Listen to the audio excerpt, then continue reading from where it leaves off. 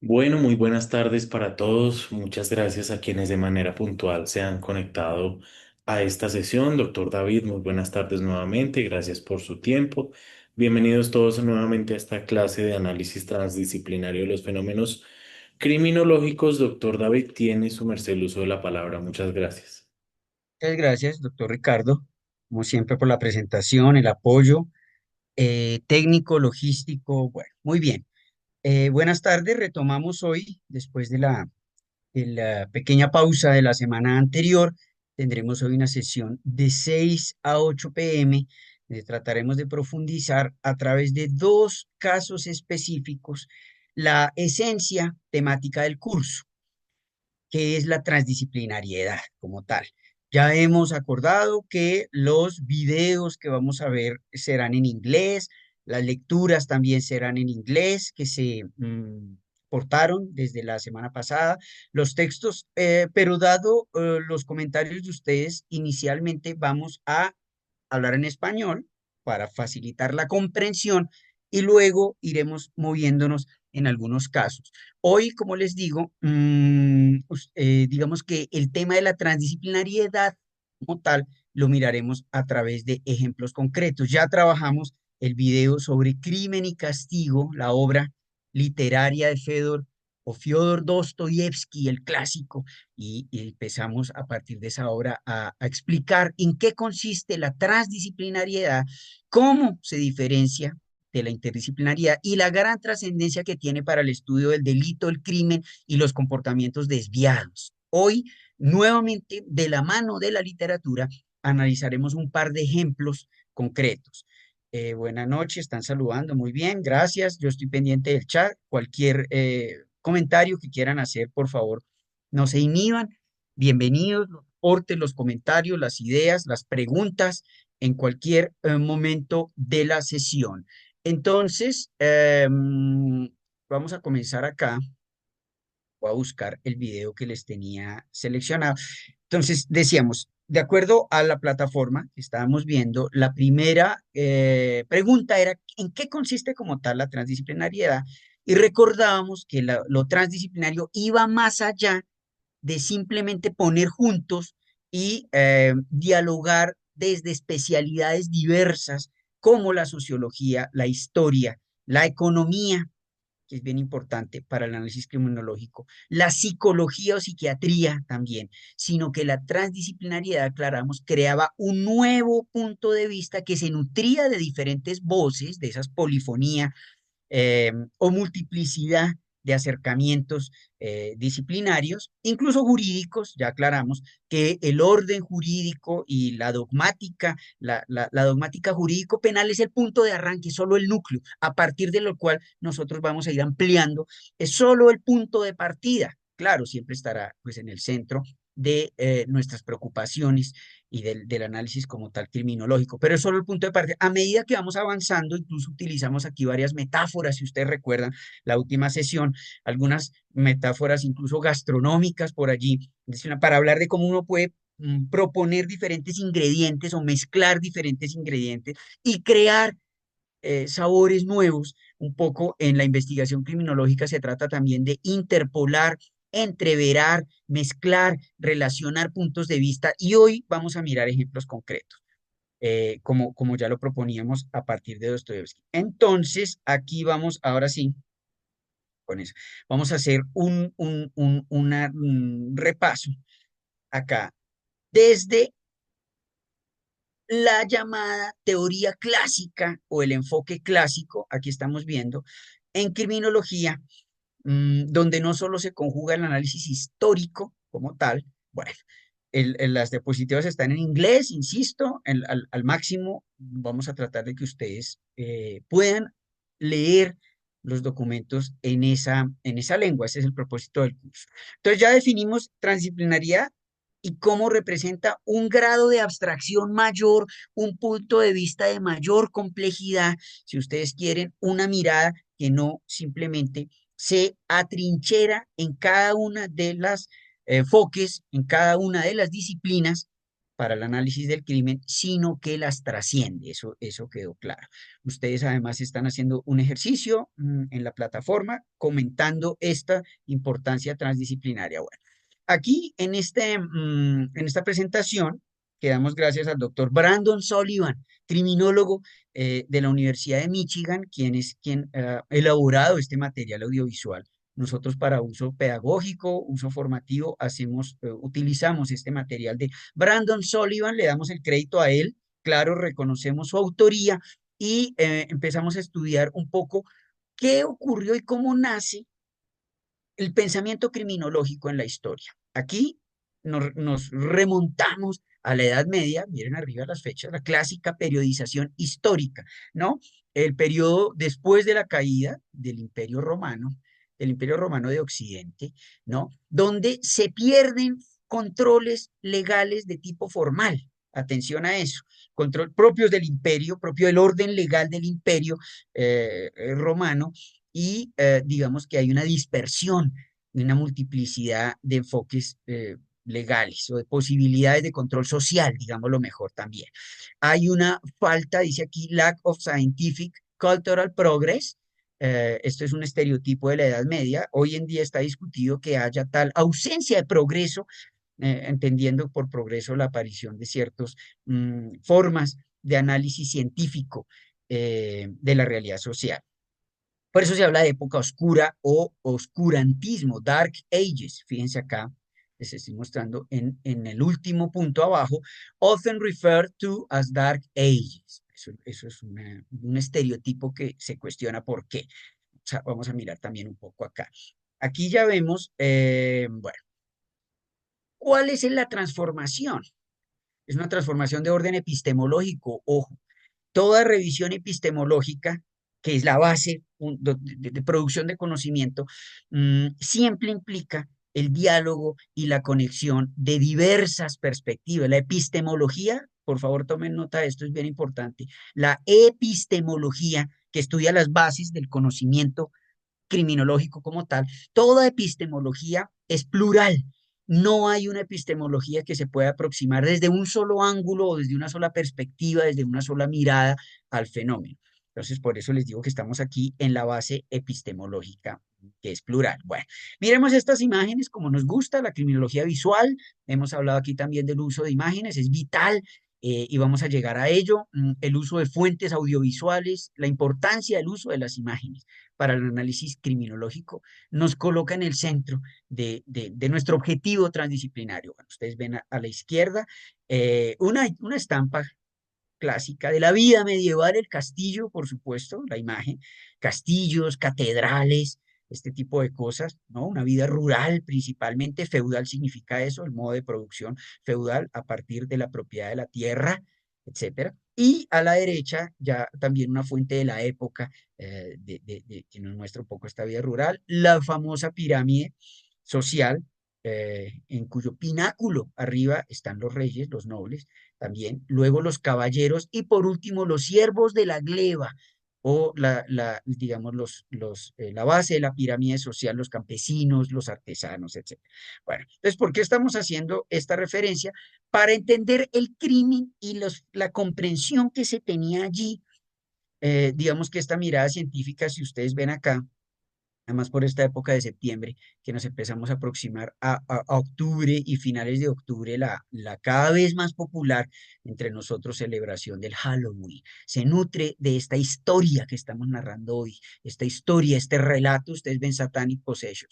El crimen se explicaba por referencia a acciones del maligno, acciones demoníacas o intervención, digámoslo así, de fuerzas malévolas, satánicas, diabólicas, luciferinas, etcétera, en el mundo terrenal, ¿no? Entonces, por eso esta colección de imágenes que traemos acá, donde ustedes pueden ver el tipo de análisis que se hace, y sobre todo, miren, en la parte izquierda, miren la imagen, por favor, ¿qué ven allí? Quisiera de pronto que en el chat los que están escuchando hicieran un intento de descripción inicial, muy general. Es una imagen oscura, pero si alcanzan a ver qué está ocurriendo allí. Por favor, el que en el chat me pueda decir que nos vamos a referir precisamente a la forma como se entendía el crimen en este tipo de contextos. Gracias, aquí ya en el chat nos están diciendo. Muy bien. La muerte en una hoguera, gracias Alejandro. Parece el infierno de Dante. Bueno, muy bien, Paula. Felicitaciones a Paula porque vamos a hablar de Dante Alighieri acá hoy. Vamos a profundizar, gracias. La obra de Dante Alighieri, El infierno, la primera parte de esa divina comedia. Gracias. Un juzgamiento, dice Stephanie. Puede ser. Las cruzadas, gracias. También otro gran componente histórico, la lucha contra la herejía. En el caso de las cruzadas, la herejía sarracena, decían ellos, musulmana o musulmana. Bueno, se trata de un aquelarre, la descripción de estos rituales en los cuales, digamos que había una comunión con esas figuras oscuras por parte de las brujas, que también es clave en el periodo medieval. Hoy en día ya sabemos que la caza de brujas como fenómeno histórico no es exclusiva, ni será nunca exclusiva de la Edad Media. De hecho, es muy importante para la aparición del Estado moderno y en la modernidad coexiste esa llamada caza de brujas como estrategia de control social, digámoslo aquí en términos criminológicos, una estrategia de control social a gran escala en cabeza del Tribunal de la Santa Inquisición. Gracias por los que interpretaron. Es confusa la imagen, deliberadamente, también es oscura. Al lado, ya, al lado derecho, ¿qué ven ustedes, por favor? Miremos esa segunda imagen. Sí, Nicole, gracias a Nicole Munevar, que está, la Santa Inquisición, eso es. Gracias por Ese era un castigo de los antiguos, doctor, buenas noches, Buenas noches, Jorge, donde adelante. decían que, creo, ¿no? Creo que lo interpreto así como uno de los primeros códigos donde esta persona que era acusada, el castigo era lanzarlo al río y si la persona nadaba y se salvaba, resultaba condenado aquel que lo había demandado. Algo así más o menos creo que puedo interpretar que es esa situación. Es correcto, muy bien. Miremos abajo, está la descripción. Trial by ordeal, se dice. Ordeal lo traducimos como ordalía. Ordalía es una prueba en el sistema, en los sistemas judiciales de la época, ¿sí? En la mentalidad de la época, la prueba tenía una connotación sobrenatural. Entonces, tal como nos decía Jorge ahora muy bien, ahí vemos a un acusado de brujería a quien se amarraban, miren cómo está amarrado brazos y piernas, si alcanzan a ver la descripción. Si la persona se salvaba era considerada inocente. Bueno, Adriana, muy bien, exacto. Ahí están las dos interpretaciones. Era una prueba de, digamos, física, no tenía nada que ver con la lógica, ni con la ponderación, ni con la sana crítica, que son los criterios de interpretación actual de los jueces, sino por el contrario, con una intervención de fuerzas divinas. Para algunos, si la persona se salvaba, era que había intervenido Satán o Belcebú o alguno de estas fuerzas, el diablo había intervenido para salvar a la persona, entonces era condenado. Pero también se consideraba, por el contrario, que si la persona se salvaba era porque se demostraba así su inocencia. Hay una ambivalencia y ustedes encuentran esa doble lectura. Recomiendo mucho la obra La verdad y las formas jurídicas. La verdad y las formas jurídicas de Michel Foucault, historiador, filósofo, etcétera, quien en 5 conferencias resumió un poco este tránsito, la verdad y las formas jurídicas en su tercera conferencia. Ese material también está disponible en inglés para los que quieran pasar. Si me dicen, yo les puedo conseguir el material y compartirlo. Analiza precisamente ese tipo de derecho probatorio, como vemos allí en la imagen. A la derecha está allí un enfrentamiento por combate, como dice la imagen. Trial, trial es proceso. La palabra trial, T-R-I-A-L, T-R-I-A-L, es el proceso. De hecho, la obra de Kafka clásica, el proceso, se suele traducir en inglés como the trial, the trial. Entonces está el proceso por ordalía y en la derecha encontramos imágenes del proceso por combate. Bueno, muy bien. En el campus virtual está. Sí, gracias Alejandro. Menos mal, entonces quedó. Me alegra porque yo me había tomado había subido esto a la plataforma. Gracias. En el campus virtual está la obra. Gracias. Esquina superior derecha, ¿qué ven? Esquina superior derecha, por favor, ustedes que me están ayudando a describir la imagen. hablando del proceso penal Entonces no y de serían las... las brujas de Salem. Sí, gracias, Dana. Muy bien, muy bien. Puede ser las brujas de Salem o Salem, Massachusetts, en Nueva Inglaterra, ¿sí? En Nueva Inglaterra, lo que hoy es Estados Unidos, un famoso juicio por brujería que degeneró, digámoslo así, utilicemos la expresión correcta, degeneró en una histeria masiva, en una psicosis colectiva, porque de una simple acusación que se hacía a mujeres, generalmente adultas mayores, muy empobrecida, se acusaba de brujería a estas mujeres, terminó casi que la mitad de la población Profe, femenina. pero se acusaban de brujería precisamente por su sabiduría, no porque, y pues también por la persecución que estaba haciendo la Inquisición, sino pues, o sea, la Inquisición tenía cierto temor a las mujeres sabias que también estaban implementando curaciones como de hierbas y todo eso, y pues por eso pues fue que fueron señaladas y también asesinadas. Así es, gracias, Dana. Conocimientos herbolarios, conocimientos botánicas, especialistas, estas mujeres, parteras sobre todo, con conocimientos, ¿sí? Representaban una amenaza, sobre todo en la consolidación, este es un proceso de consolidación de la epistemología. Sí, Se le así es, tenía prohibido saber leer, por ejemplo.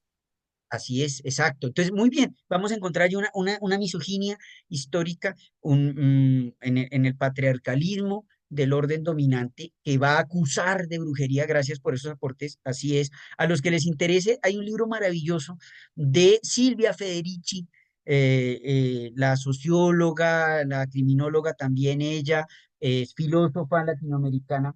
Está el libro en inglés y en español, Calibán y la bruja, se llama ese libro. Calibán por la figura mitológica del monstruo Calibán, y la bruja, y analiza cómo en la construcción del Estado moderno interesaba mucho invisibilizar, excluir y también directamente, digámoslo así, exterminar es la palabra que ella usa, muy fuerte, el exterminio de otras formas de conocimiento que compitieran con la naciente epistemología científica, sobre todo de orden patriarcal. Por eso la mayoría de las mujeres eran la mayoría de las acusaciones de brujería eran contra mujeres. Esa es una imagen de la época. Bueno, muy bien. Entonces, vamos a mirar a partir de acá un periodo transicional. Muy bien, aquí Adriana nos hace un aporte.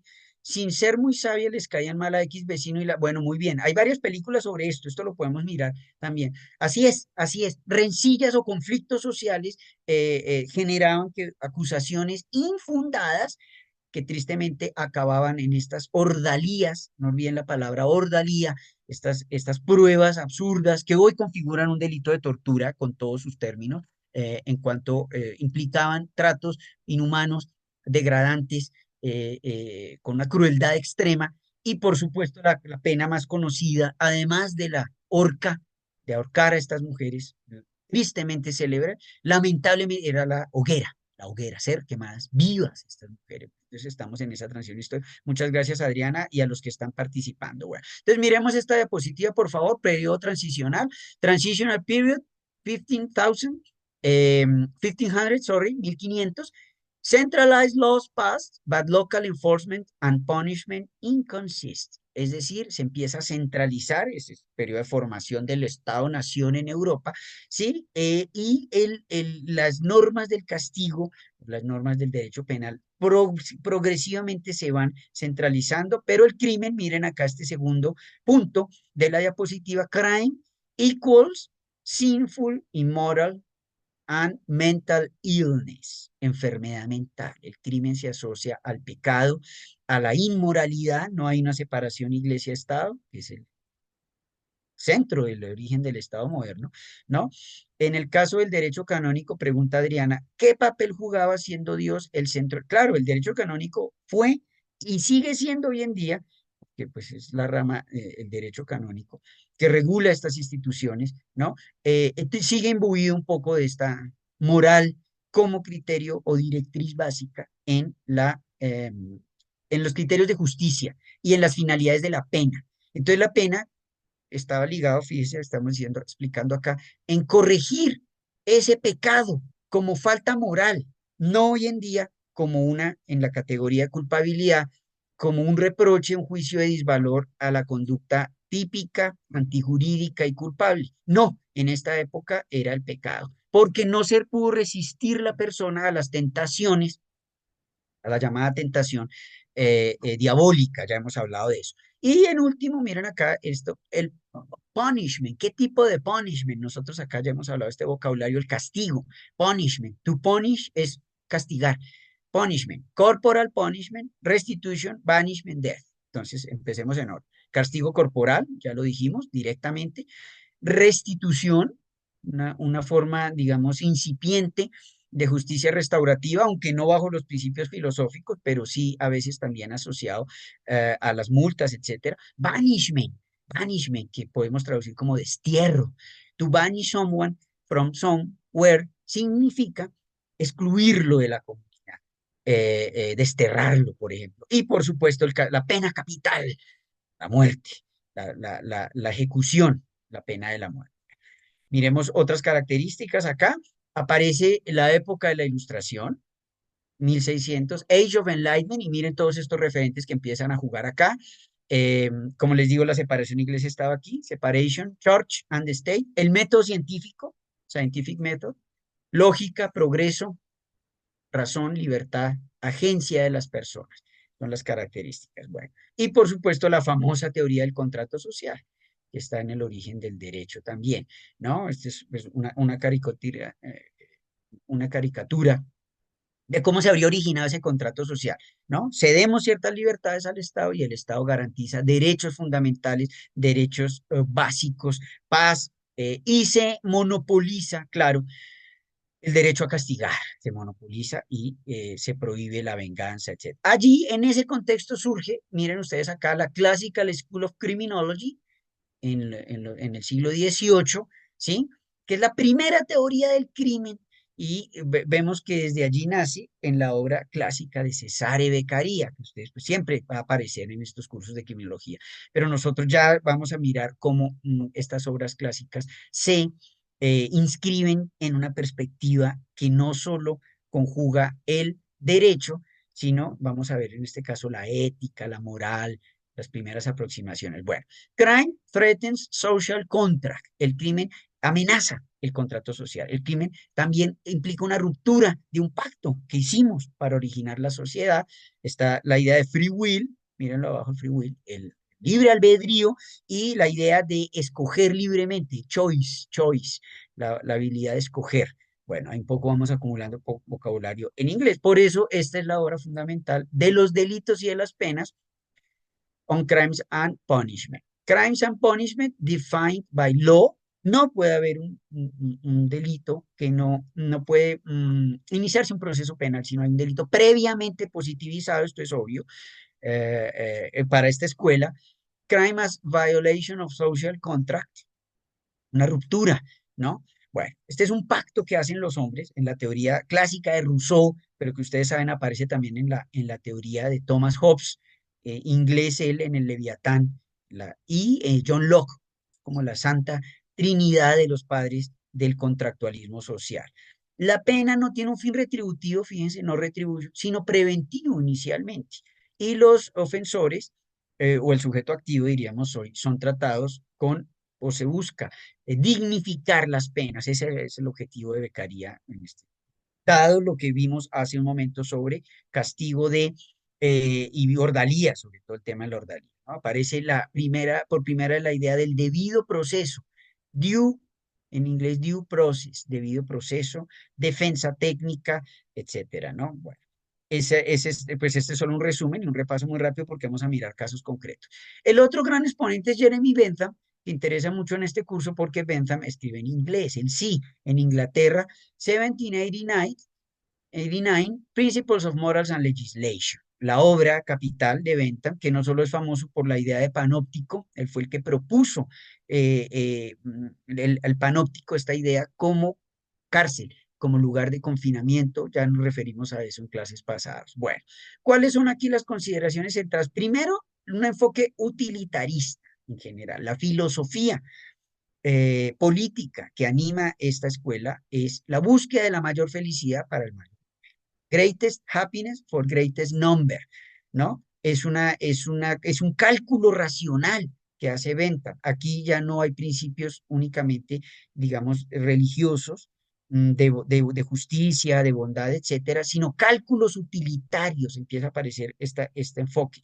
Y el castigo, punishment, debe ser proportional to crime, proporcional, penas, eso también es parte de la idea de becaría. Si es muy duro, si es demasiado severo, si es muy cruel, si sobrepasa, fíjense aquí dice, if too harsh, harsh significa eso, ese exceso de crueldad, de severidad, does more harm, greater none. Pues, es decir, resulta más perjudicial, debe ser proporcional, etcétera.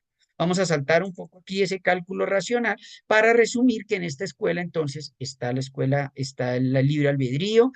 El crimen es más atractivo, claro, si no se penaliza. Es decir, es un cálculo, ¿no? Costo-beneficio.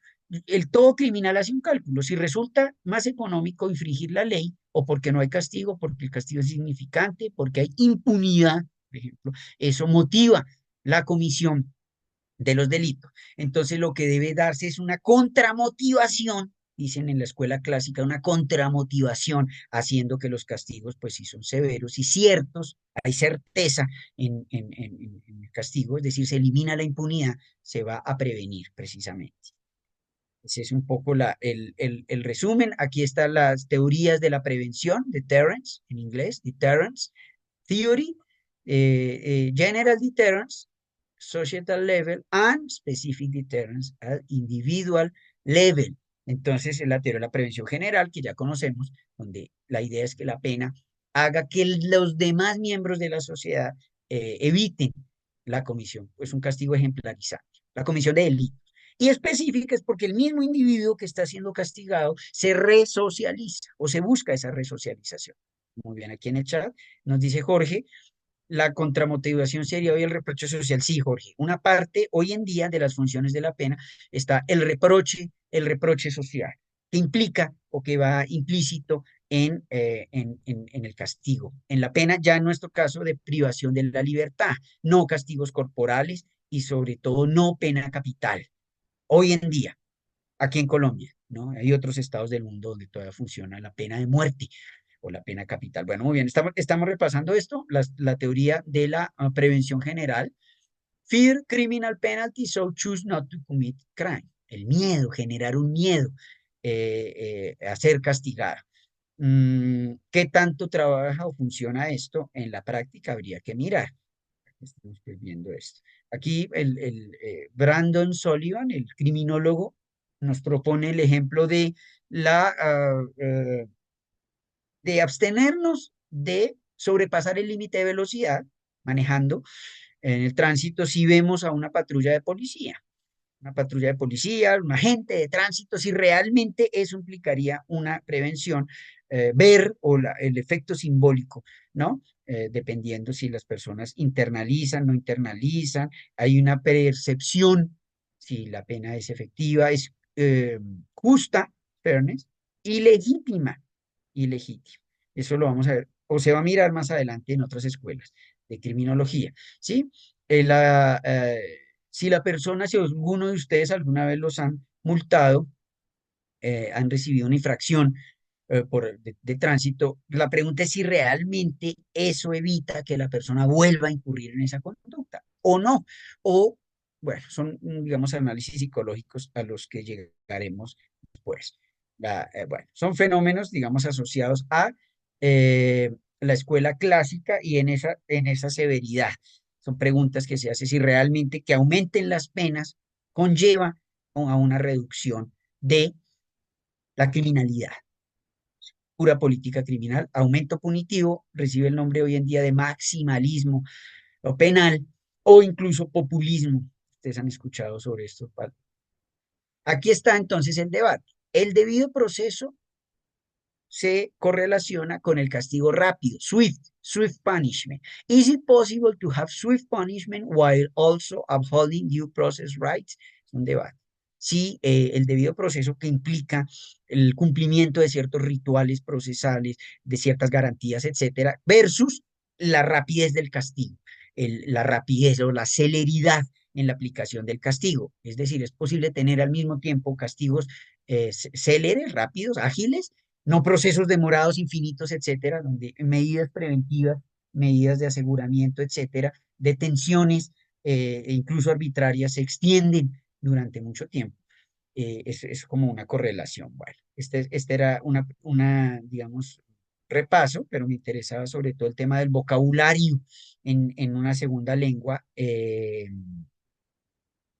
sobre la aparición de la criminología. Bueno, aquí estoy buscándoles un pequeño corto que vamos a mirar, el primero, ¿sí? Sobre la casa de brujas. Aquí lo estoy muy bien. Vamos a verlo, 4 minuticos. Entonces vamos a tratar de aplicar estas ideas y correlacionarlas en ejemplos históricos específicos asociados a la... Aquí estoy compartiendo pantalla, si logro. Aquí está. Muy bien. 5 minuticos para aterrizar estas ideas que ya comentamos en estos casos concretos de casa de brujas en Europa.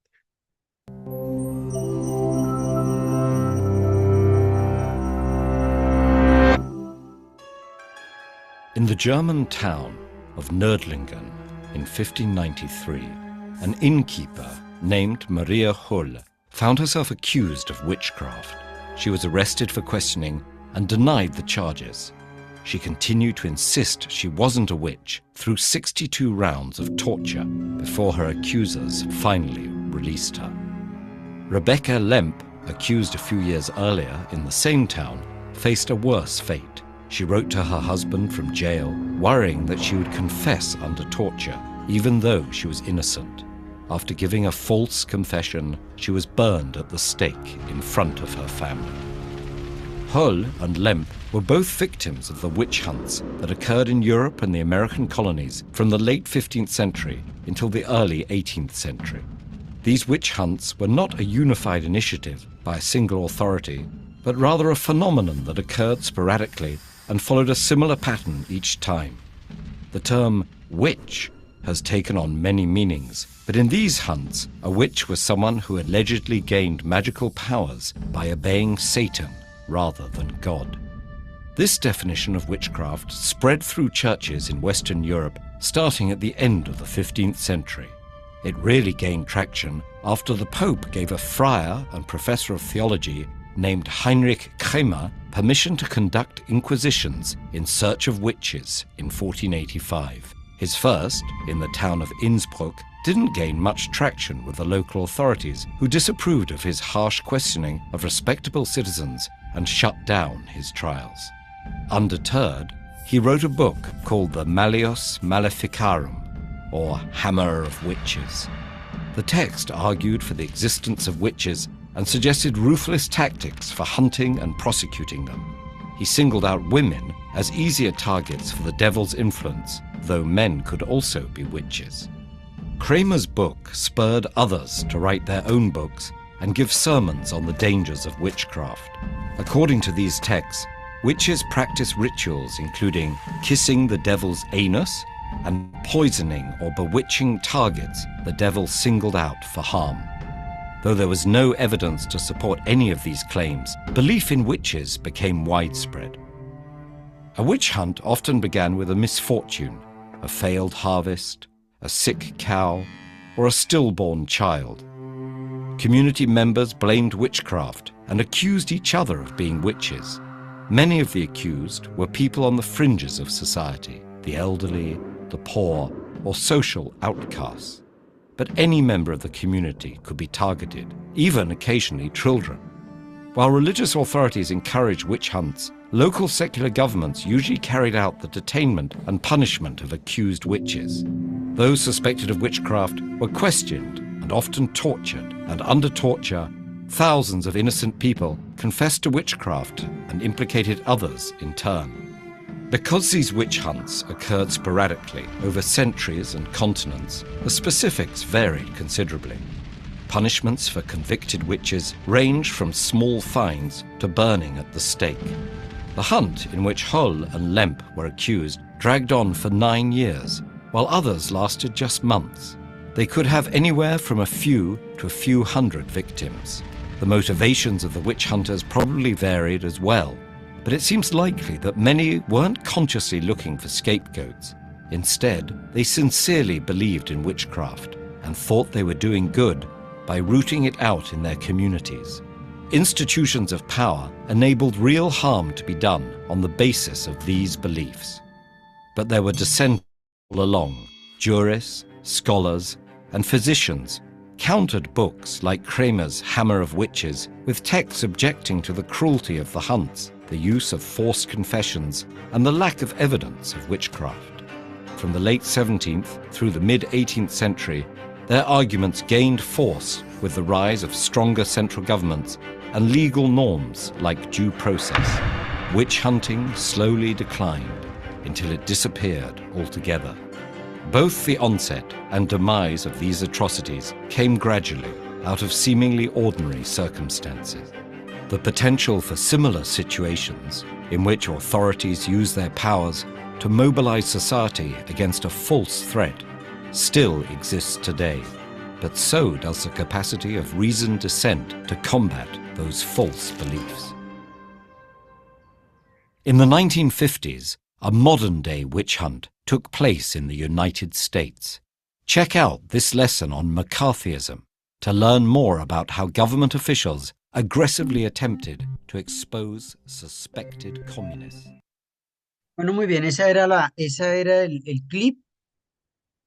Pregunto, por favor, en el chat, coméntenme, como lo dejé en inglés totalmente, el nivel de comprensión, por favor, me interesa saber el nivel de comprensión del video y qué quedó, algunas ideas para ver si seguimos trabajando en inglés o trabajamos con subtítulo. 90%, gracias, Adriana, muy bien. ¿Qué ideas entonces? A mí me preocupa que se pierdan las ideas si no si no está el texto eh, o los videos, mejor el material en español. Sí, gracias los que están contestando en el chat para saber un poco y ajustar. Lo ideal sería dejar solamente en inglés, pero pues esta es la idea del texto. Estoy mirando acá en el chat. Gracias a los que están contestando, sí. Muy bien, 60%, bueno. Gracias, Javier, sí, en español, pero Javier, una pregunta, ¿en español prefiere usted el audio o prefiere los subtítulos al menos para comentar? Gracias, Daniela, muy bien, felicitaciones.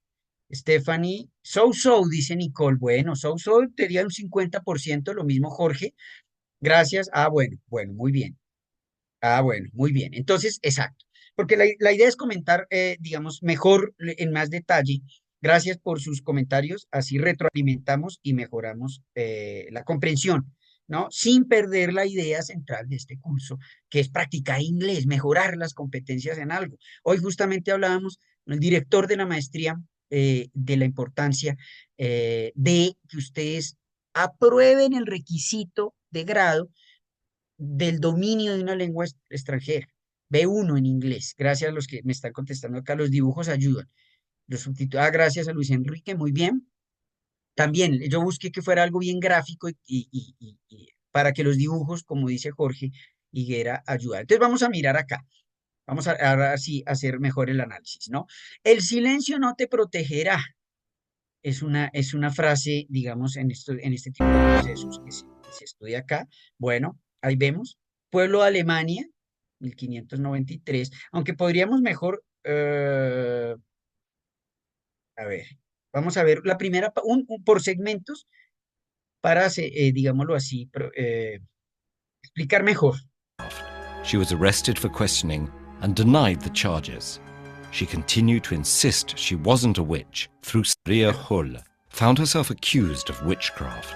She was arrested for questioning and denied the charges. She continued to insist she wasn't a witch through 62 rounds of torture before her accusers finally released her. Bueno, muy bien. La arbitrariedad del proceso judicial, la total ausencia de garantía, no existe la dignidad humana, el debido proceso, la defensa técnica, la presunción de inocencia, todo lo contrario, ¿no? Aquí hay un documento que creo que vale la pena tener en cuenta, es este que estamos viendo acá, que tenía fuerza de ley, documento considerado derecho positivo en su momento, el llamado Maleus Maleficarum, fíjese el nombre. O Martillo de las Brujas, Witch Hammer, escrito por dos monjes dominicos de la época, donde describía con gran detalle las prácticas de brujería de acuerdo a las creencias de la época y cómo encontrar, cómo cazar. Era el perfecto manual del cazador de brujas, es el más famoso, el Maleus Maleficarum. Ustedes lo pueden encontrar, esta es la portada de la edición original, ¿no? Donde digamos, es perfectamente horroroso la forma como se legitimaba a través de ordalías estas violaciones masivas, tenemos que decir, violaciones masivas a derechos humanos. Estaban detrás un poco de estas persecuciones religiosas, la intolerancia, etcétera, etcétera. Bueno, aquí, digamos, explicando un poco mejor este tipo de prácticas, ahí lo vimos, con las imágenes, etcétera. Alejandro nos dice, control social de la iglesia, así es, exactamente, porque la iglesia, digamos que controlaba los asuntos del Estado directamente. El castigo, lo que llamamos hoy derecho penal, estaba en manos de este tipo de instituciones de la época, con las características que ya hemos señalado. Para explicar, yo creo que dejemos acá, perdón, un momento, los subtítulos exactos. Single woman out as easier targets for the devil's influence. Fíjense en esta imagen, paradigmática. Se señalaba precisamente a las mujeres como blancos fáciles. ¿Por qué? Porque la misoginia de la época sostenía que las mujeres eran menos fuertes, débiles, para caer en la tentación del demonio. Eran particularmente proclives, digámoslo así, proclives a las tentaciones demoníacas. ¿Quién sabe por qué en el discurso judio-cristiano? ¿De dónde viene? Por favor, escríbanme en el chat o me dicen, ¿de dónde vendría esa debilidad natural propia, según este discurso, de las mujeres hacia las tentaciones satánicas? Muy bien, Esteban fue el primero, lo felicito, así es. El relato originario del Edén en el libro del Génesis. Muy bien, Nicole también. Adán y Eva, gracias Alejandro. Exactamente. Desde allí viene porque Eva fue la primera que huyó la tentación de la bestia eh, en forma de serpiente y cayó en la tentación de donde viene este discurso. Entonces, eso alimenta y sigue y ha seguido alimentando. Hay otros pasajes bíblicos del libro del Levítico, por ejemplo, donde se señala que no se debe tolerar a la bruja, que no se puede permitir que viva la bruja, aquella persona que hace maleficios y daña a la comunidad. Aquí hay otros libros de demonología de la época, un poco alimentando esta idea. Aquí dice la multiplicidad de textos, fíjense el estilo, witchcraft y la brujería, ¿no? La witch hunt, que sería la caza propiamente de brujas. Bueno, entonces, ¿cómo funcionaba esto? ¿Por qué nos interesa a nosotros esto? Porque marca la transición de estas creencias, de estos rituales del aquelarre, donde se adoraba al diablo, supuestamente, ¿no? Y las mujeres hacían ese pacto también, pero fíjense lo interesante, es el anticontrato social, es el reverso del contrato social,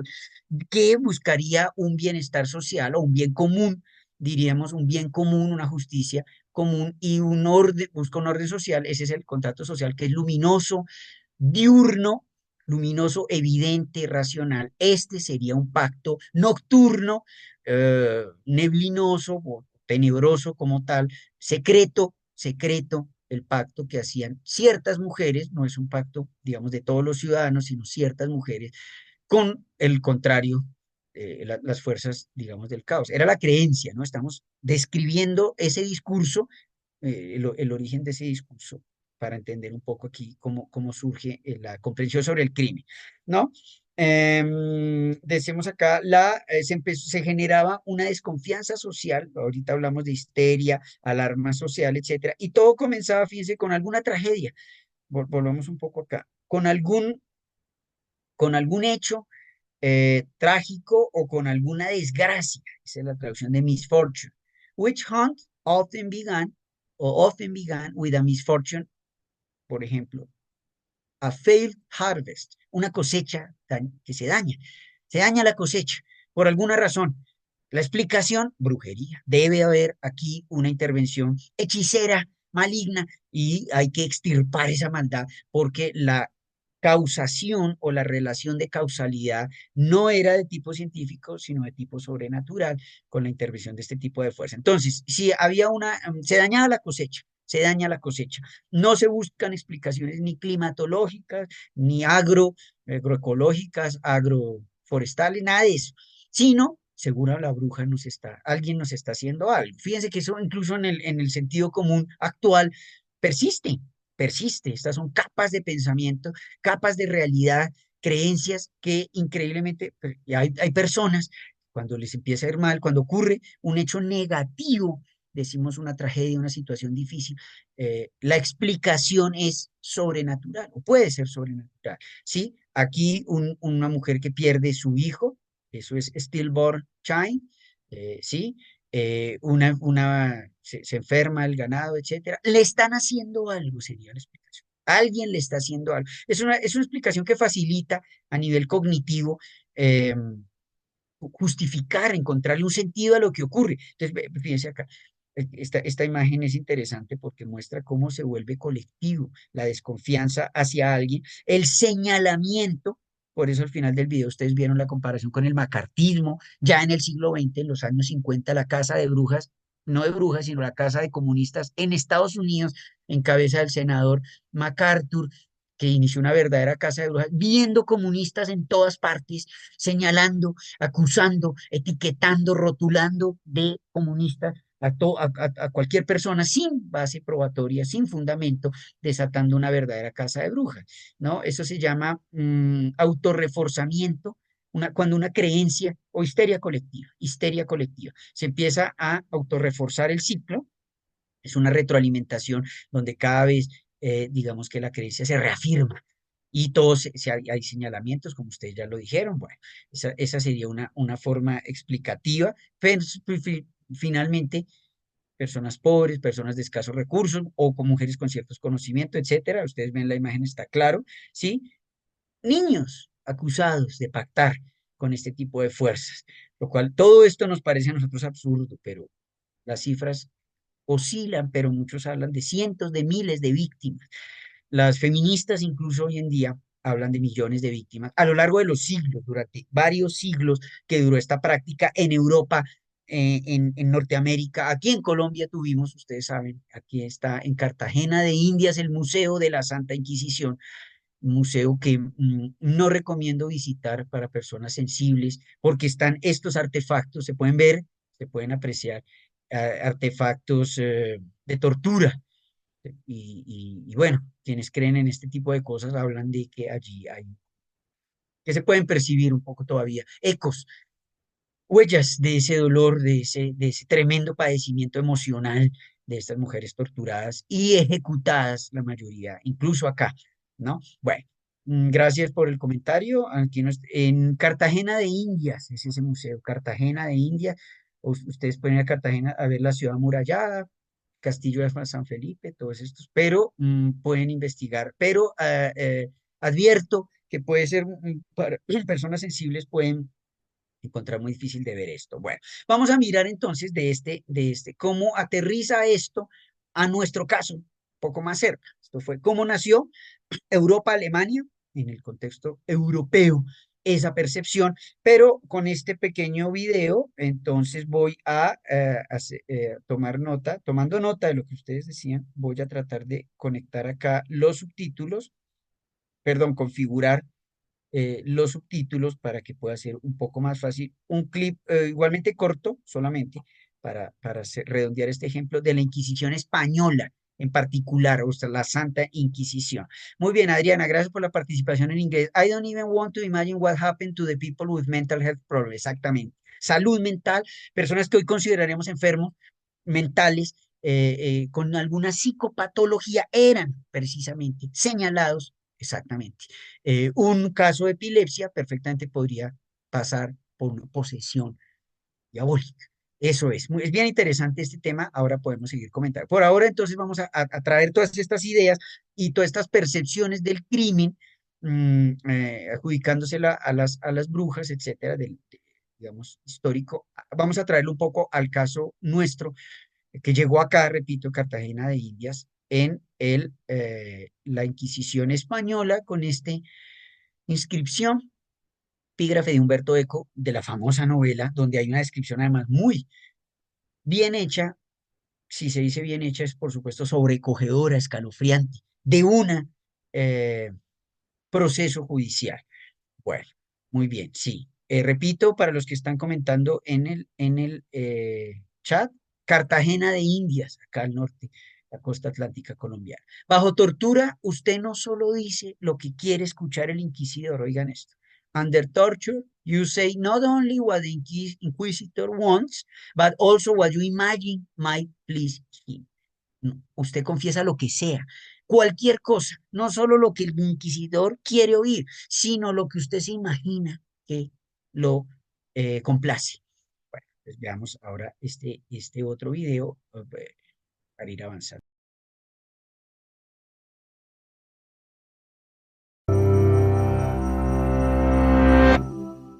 It's 1481. In the city of Seville, devout Catholics are turning themselves in to the authorities. They're confessing to heresy, failure to follow the beliefs of the Catholic Church. But why? The Spanish Inquisition has arrived in Seville. The Inquisition began in 1478 when Pope Sixtus IV issued a decree authorizing the Catholic monarchs, Ferdinand and Isabella, to root out heresy in the Spanish kingdoms, a confederacy of semi-independent kingdoms in the area that would become the modern country of Spain. Though the order came from the Church, the monarchs had requested it. When the Inquisition began, the Spanish kingdoms were diverse both ethnically and religiously, with Jews, Muslims and Christians living in the same regions.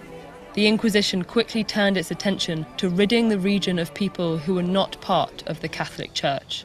It would last more than 350 years. On the ground, groups called tribunals ran the Inquisition in each region. Roles on a tribunal could include an arresting constable, a prosecuting attorney, inquisitors to question the accused, and a scribe. A Grand Inquisitor, a member of the clergy selected by the king and queen, almost always led a tribunal.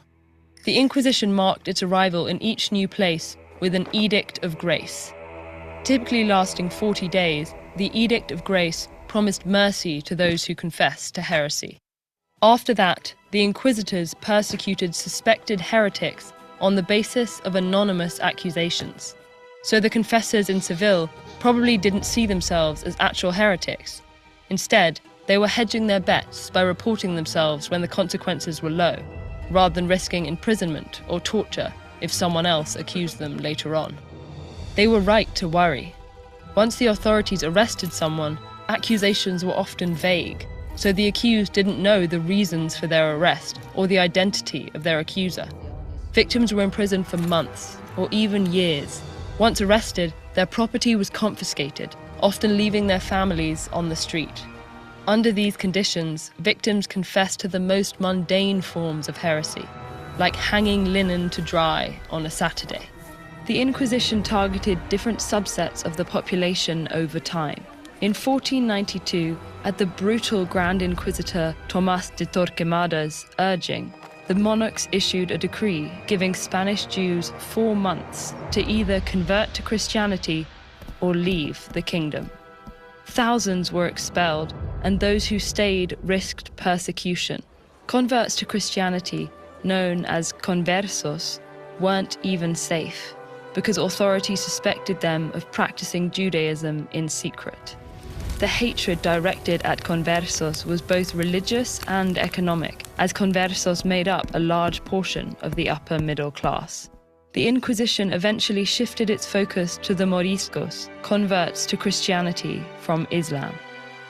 In 1609, an edict passed forcing all Moriscos to leave. An estimated 300,000 left. Those who remained became the Inquisition's next targets. The Inquisitors announced the punishments of those found guilty of heresy in public gatherings called autos de fe, or acts of faith. Hundreds of people gathered to watch the procession of sinners, mass, sermon, and finally the announcement of punishments. Most of the accused received punishments like imprisonment, exile, or having to wear a San Benito, a garment that marked them as a sinner. The worst punishment was relaxado en persona, a euphemism for burning at the stake. This punishment was relatively uncommon, reserved for unrepentant and relapsed heretics. Over 350 years after Queen Isabella started the Inquisition, her namesake, Queen Isabella II, formally ended it on July 15, 1834. The Spanish kingdom's dependence on the Catholic Church had isolated them, while the rest of Europe experienced the Enlightenment and embraced the separation of church and state. Historians still debate the number of people killed during the Inquisition. Some suggest over 30,000, but most estimate between 1,000 and 2,000. The consequences of the Inquisition, however, reach far beyond fatalities. In some places, an estimated 1/3 of prisoners were tortured.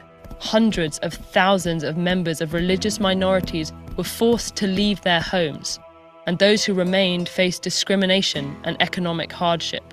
Smaller inquisitions in Spanish colonial territories in the Americas, especially Mexico, carried their own tolls. Friends turned in friends, neighbors accused neighbors, and even family members reported each other of heresy. Under the Inquisition, people were condemned to live in fear and paranoia for centuries. Travel to Mexico to meet Sor Juana Inés. Bueno, muy bien. Nuevamente otro clip, un poco ya relacionando, trayendo este fenómeno de la casa de brujas al contexto, a nuestro contexto, ¿no? Belled, and Cambia el vocabulario. De pronto acá vale la pena resaltar el proceso judicial, digamos, este incipiente proceso penal, cómo se ejercía en el caso del Tribunal de la Santa Inquisición Española, ¿no? Que comandaba digamos, la contrarreforma. Esto es bien importante porque ya se había empezado a dar el fenómeno del protestantismo en Europa. Entonces España se volvió un bastión de la reacción contra ese protestantismo, y muchas prácticas culturales, muchas prácticas judiciales, digamos, fueron más drásticas, y adoptaron medidas extremas también defendiendo digamos, el poder del Papa y de los tribunales apostólico-católicos romanos, en contraposición al protestantismo, aunque vale aclarar de una vez que en países protestantes o anglicanos, por ejemplo, en Inglaterra, también hubo casa de brujas, también hubo. Muy bien. Gracias a quien está compartiendo, gracias Alejandro, el dato de del tribunal, perdón, del museo. Bueno, ahí funcionó el Tribunal de la Inquisición, el museo, para los que estén interesados en la ciudad de Cartagena de Indias, y ver de primera mano. Es interesante esta etnografía de prácticas de castigo. Finalmente eso es la criminología, la investigación de cómo cambia, cómo se transforma a lo largo del tiempo las ideologías, las justificaciones del derecho a castigar, y algo que es tan cercano. Bueno, muy bien, gracias por la nota. Entonces estamos diciendo acá que parecía el tribunal, alguacil, fiscal, y fíjense lo interesante del vocabulario. Prosecuting attorney es el fiscal. Attorney es un sinónimo en inglés de abogado. Prosecuting es el que persigue, sería el fiscal, que es el papel del inquisidor, ¿no? Iniciar la investigación, aportar las pruebas, recopilar, ¿no?, todo este acervo probatorio allí, y propiamente los inquisidores también, el escriba, digamos, cómo funcionaba esto en esta lógica, detrás siempre, o más bien bajo la sombra de un gran inquisidor. El gran inquisidor es una figura perfectamente ominosa hoy en día, de película de terror, tendríamos que decir, de película de terror. Todo esto en el contexto histórico de la reunificación de los reinos de Castilla y Aragón, la expulsión de los moros o musulmanes que ocuparon, ustedes saben, la península ibérica por más de 5 siglos, estas guerras que se dieron para liberar, en el caso, era el nombre que ellos mismos le daban, liberar a España de los influjos árabes y de los musulmanes, sarracenos les decían, o moros, los moros. Entonces ahí vemos un mapa interesante de los diferentes reinos: el reino de Aragón, esquina superior derecha, vecino, fronterizo, limítrofe con Francia, al norte Galicia, León, Castilla. Bueno, cuando se unieron los dos reinos más grandes de Castilla y Aragón, en 1492, 1492, famoso año, porque fue cuando se logró expulsar del todo, incluso del sur, donde queda un remanente, un bastión en la región de Granada, bastión árabe, pues fueron expulsados y fue el mismo año en el que, claro, Cristóbal Colón apareció con su proyecto que apoyarían los reyes católicos de España, que conocemos muy bien las consecuencias. Entonces se declaró la iglesia o la religión católica como única religión y se empezaron a perseguir otros credos, por supuesto. Aquí están términos interesantes, ¿sí? El edicto de gracia primero, ¿no? Motivando la confesión. O sea, se presume la culpa, eso es lo primero, se presume la culpa en un universo casi kafkiano, dostoyevskiano, kafkiano, terrible, orwelliano, donde la culpa flota como una especie de niebla permanente y más bien es excepcional. Y resulta muy difícil y muy excepcional probar la inocencia, todo lo contrario a lo que es. Bueno, entonces, luego venían los inquisidores, vemos allí, las acusaciones anónimas, anónimas, muchas veces los cargos también anónimos, todo el secreto, etcétera. Bueno, la ciudad de Sevilla fue muy importante en este momento donde opera además la Casa de Contratación que organizó administrativamente toda la conquista y colonización de territorio americano. Bueno, esto es un episodio que pues habría que comentar en detalle, pero nos vamos a mover a partir de este ejemplo, ¿no? Para traer esto al discurso criminológico. Acá está, miremoslo. Voy nuevamente a compartir pantalla para mirarle el segundo momento de desarrollo de la criminología, que es la escuela positiva. Este es un repaso, claro, que se contrapone. Nuevamente recurrimos a esta presentación de Brandon Sullivan. La escuela positiva, recién, el positivismo, aquí llamado teorías biológicas, ¿no? Ya vamos a hablar del más conocido nombre y siempre lo hemos mencionado acá.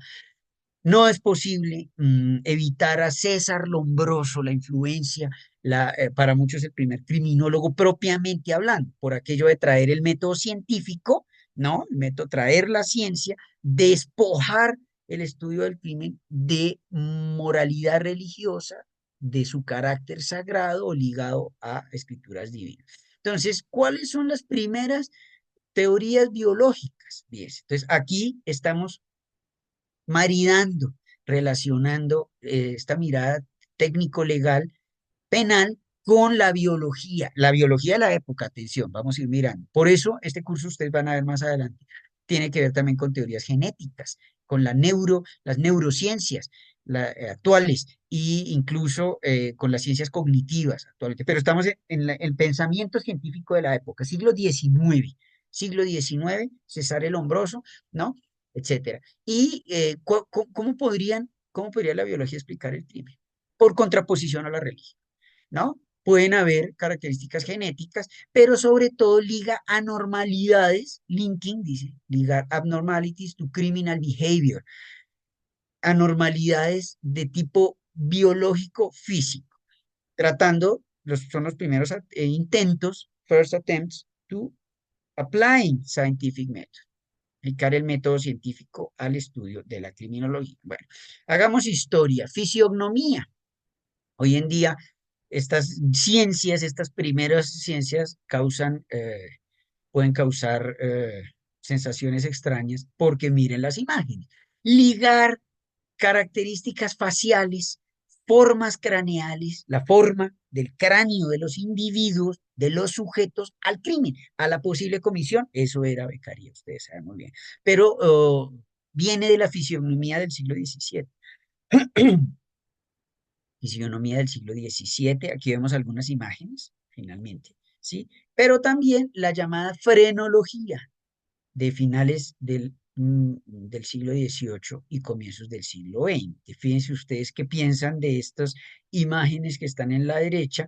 Era un estudio positivista en el sentido de aplicar el método científico o las ciencias positivas.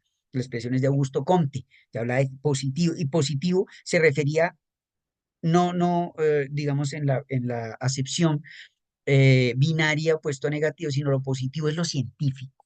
Lo positivo es lo que yo puedo observar, lo que puedo calcular, lo que puedo medir, lo que puedo organizar y archivar científicamente. Entonces, desde allí pregunta, ¿qué piensan ustedes de estas imágenes que están en la derecha, ¿no?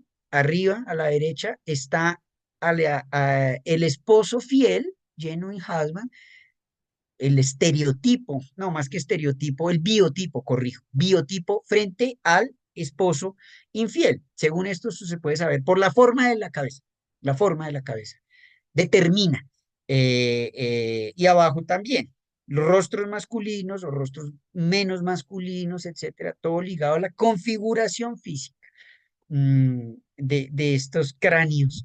Fíjense ustedes, ligando tamaño y forma, incluso vamos a ver ahora qué es lo más interesante, rasgos faciales. Eso es lo que hacía Lombroso, lo sabemos, aquí estamos, con la idea de la anormalidad atávica. Muy bien, aquí hay varios aportes. Pseudo Scientific Theory, muy bien, gracias Adriana, muy loco nos parece a nosotros hoy, absurdo, tan absurdo como la casa de brujas, pero estos personajes pretendían oponerse, digámoslo así, al pensamiento religioso y ser científicos. Nos dice Daniela Escuires Martínez, asociaban rasgos delicados a bondad y rasgos bruscos a comportamientos desviados. Así esa es la idea, es una teoría racista. Ustedes empiezan a detectar aquí un poco ideas que después el nacionalsocialismo, la ideología nazi en Alemania, va a aplicar. Muy bien, gracias, sí, racismo, muy bien.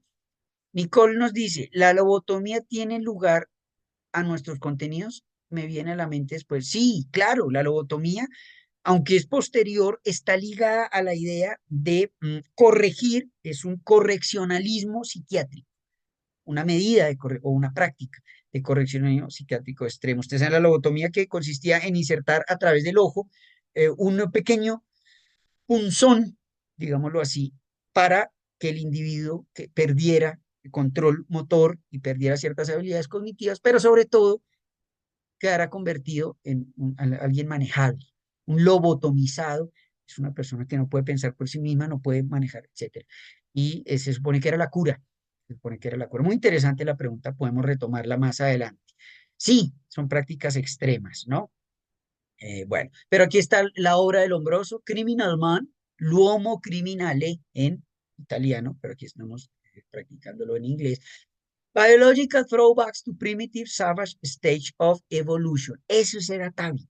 Incluso la palabra existe en español. El atávico o atavismo es aquello que nos devuelve a un estadio anterior, casi que nos involuciona, nos hace involucionar, ¿no? También está ligado a rasgos degenerados que presentan las personas.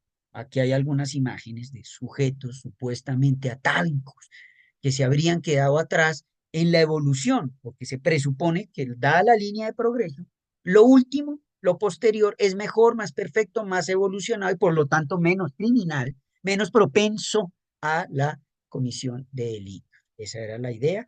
Muy bien, Alejandro nos hace el aporte de Darwin. Charles Darwin es vital para entender todo esto. Tiene sus usos, los usos de Charles Darwin, ¿no? Sigue siendo una teoría, la teoría de la evolución, pero hay un darwinismo social que es muy peligroso, muy peligroso. ¿Por qué? Fíjense aquí el punto en esta diapositiva. Se habla de degenerative physical characteristics, rasgos degenerados, dijimos, que identificándolos, de acuerdo al Lombroso, identificando esos rasgos, podemos identificar al criminal porque son criminales natos que no pueden evitar. Hay un determinismo biológico hacia el crimen. Bueno, esto es un repaso, ustedes saben, pero aquí lo interesante es que había análisis estadístico, porque Lombroso medía huesos, medía, sí, de supuestos criminales, hacía estudios estadísticos a partir de datos numéricos, cifras, y presentaba estos resultados como científicos, objetivos, científicos, positivos, respaldados por el método científico, es decir, incuestionables, como verdades casi que absolutas, cuando eran manifestaciones de ideologías perfectamente racistas y muy poco científicos, si lo comparamos hoy en día. El peligro de la eugenesia, ¿no? Eugenics, la eugenesia es una práctica. Por ejemplo, lo que ocurrió con los judíos, el llamado holocausto judío, el exterminio judío en la Segunda Guerra, es tal vez la más famosa y terrible aplicación de los principios eugenesia, que consiste en extirpar lo considerado desviado, lo considerado anormal, lo considerado dañado de la sociedad, razas enteras, genocidios que se asociaron, ¿no? Entonces, la eugenics es un arrangement of society based on genetics. ¿Sí? Es un arreglo de la sociedad basado precisamente en estas ideas de que hay razas inferiores, bueno, y un selective breeding, ojo con esto, selective breeding, ¿no? Que es arreglar los matrimonios para que nazcan solo personas de cierta raza, de ciertas características. Esto es control social extremo y evitar que nazcan personas de razas inferiores o con características biológicas, dijimos, propensas o proclives a la criminalidad. Feed, breed with feed, lo sano se emparenta con lo sano, piensen en los arios alemanes, como los llamó Hitler y sus secuaces en la ideología nacionalsocialista. Arios solo pueden casarse con arios, demostrando en una carta su pureza de sangre, aria, sin supuestamente estar contaminados o evitando la contaminación de razas afros, gitanas, sobre todo judías. Y prevenir, fíjense abajo, unfit prevented for breeding, evitar que se multipliquen las razas inferiores. Esto es como un control de plagas, terrible esta versión a nivel humano. Aquí hay una cita que, sobre cómo se aplicó la eugenesia incluso en Estados Unidos, ya en el siglo XX, etcétera. Hay unos prejuicios inherentes en este determinismo biológico. Por ejemplo, ¿realmente son las razas mezcladas o mestizas más, es más probable que cometan crímenes? Inherentemente, de manera natural, esa es la pregunta. Si esta premisa es aceptada, pues lo que dijimos, razas enteras quedan condenadas al, a ser criminales.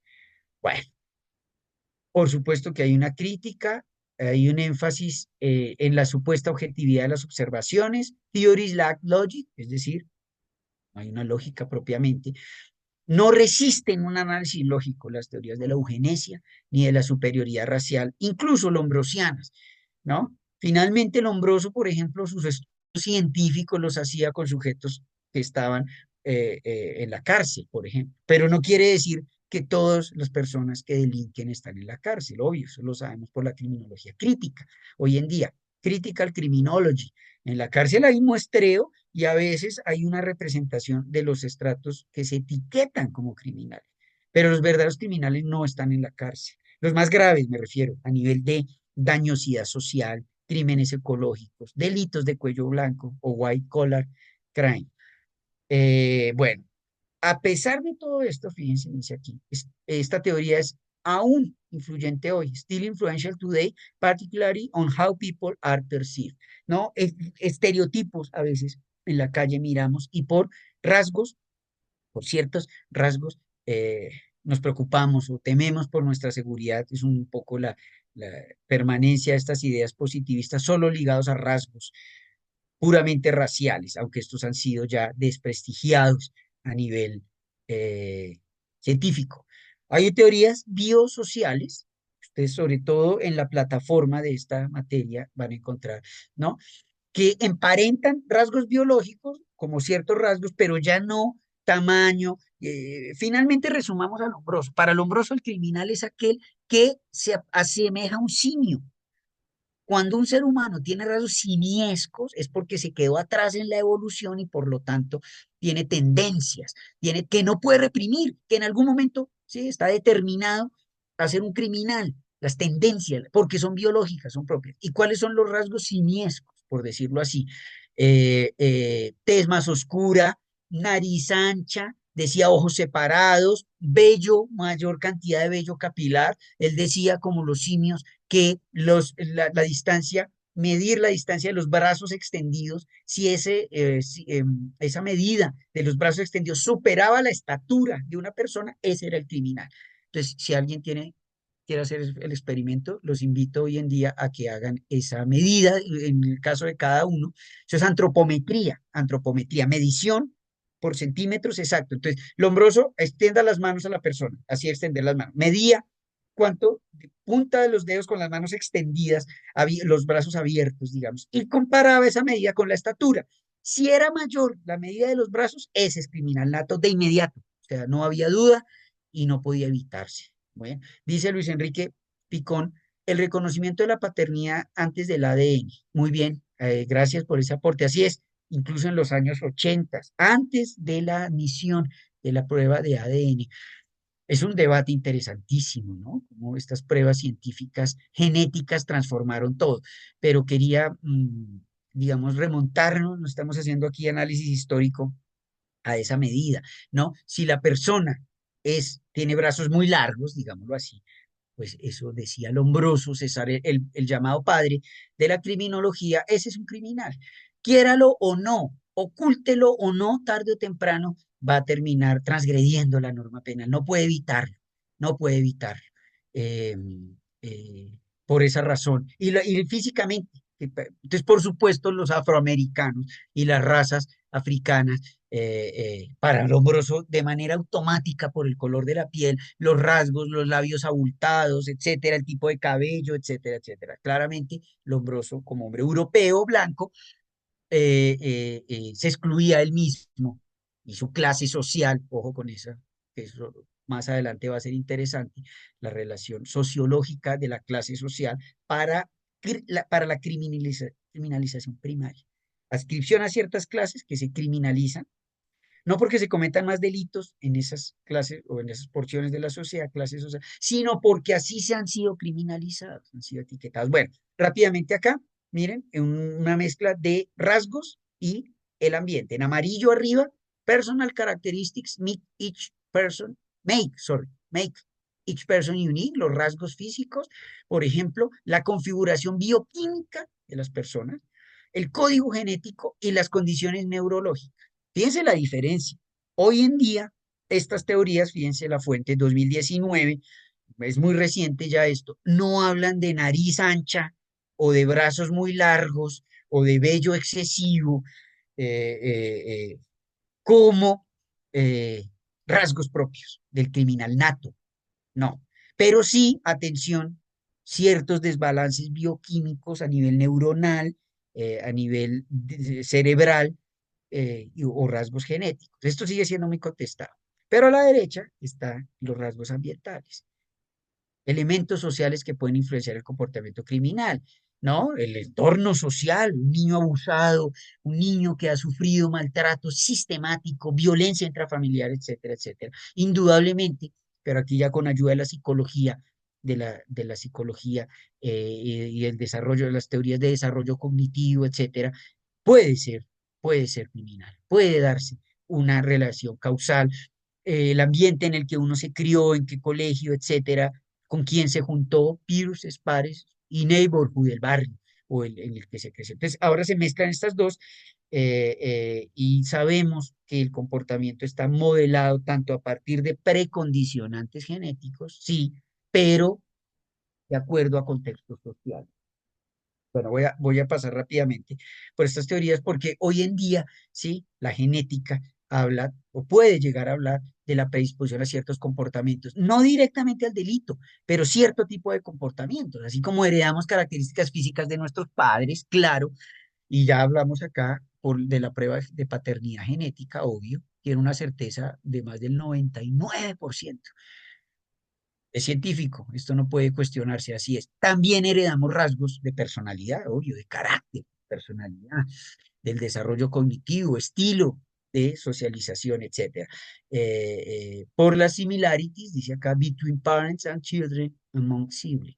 Hermanos se parecen, y no solo porque convivieron juntos toda la vida, sino parte, información genética. Bueno, pero la correlación exacta de hasta dónde la genética nos lleva a precondicionar conductas no está clara todavía, es unclear, no es 100% cierta, etcétera.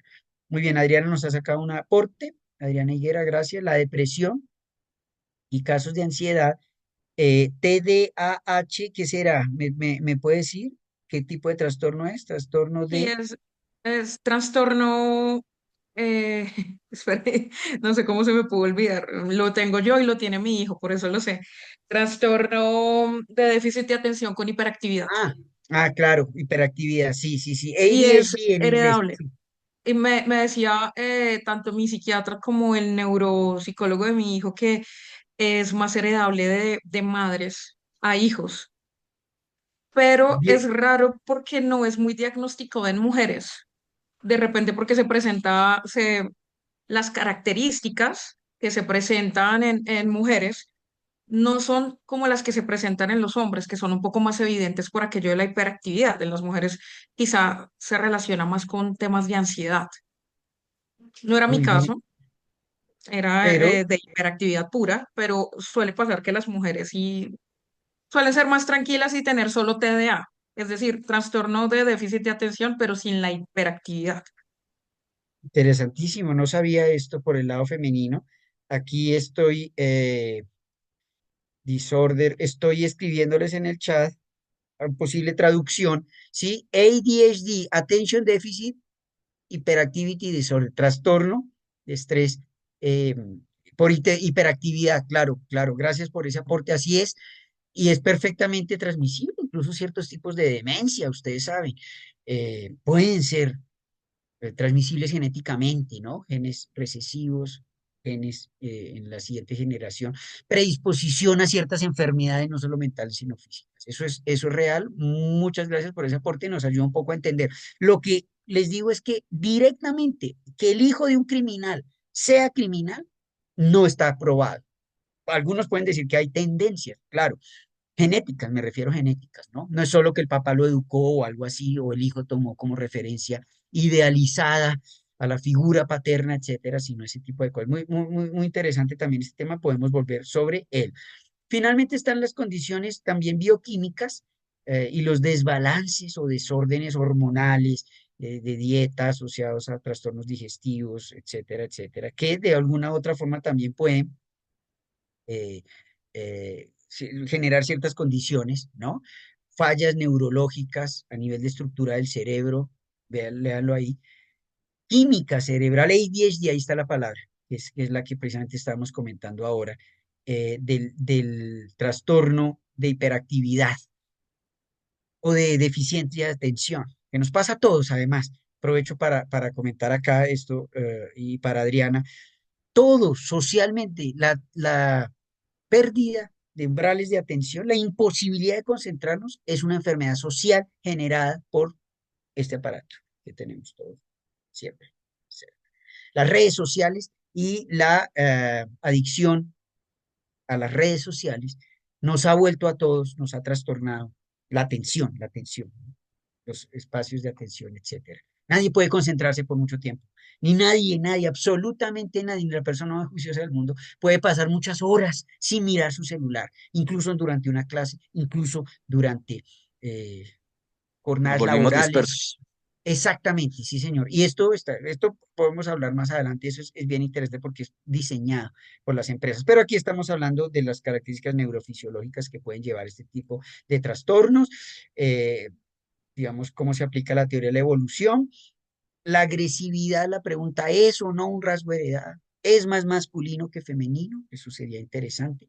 Algunos hombres pueden decir que están predispuestos a la violencia por temas de testosterona o de aumento de testosterona hormonal, testosterona masculina. Y pues eso puede, dicen algunos, todo esto es cuestionable, estas teorías son opinables. Explica por qué hay delitos violentos son más masculinos cometidos por hombres que por mujeres, pero pues todo está sujeto a un debate. Bien, con esto, yo quisiera hoy, con estas ideas que estamos repasando, también me interesa, entonces, nuevamente aterrizar en otro caso concreto, eh, siguiendo con esta lectura histórica, perdón, voy a tratar de compartir aquí pantalla con esta lectura histórica y con esta introducción que hicimos de la Casa de Brujas, perdón, estoy acá seleccionando el material.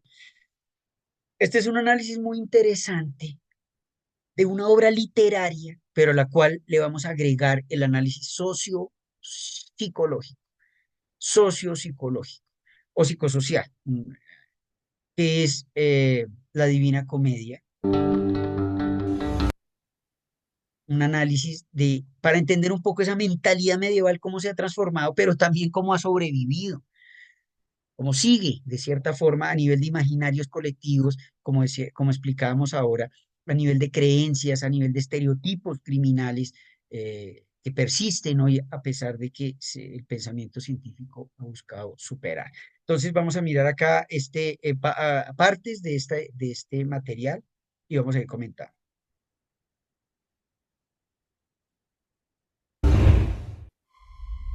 Hell, the infernal realm of fire and punishment, and resting place of doomed souls. The greatest vision of hell comes from the epic Christian poem, Dante's Inferno. It's the ultimate visitor's guide to hell, with suffering cities of unimaginable pain to icy chasms housing history's worst offenders. But what actually happens in Dante's Inferno? What does hell look like? And who lives at its centre?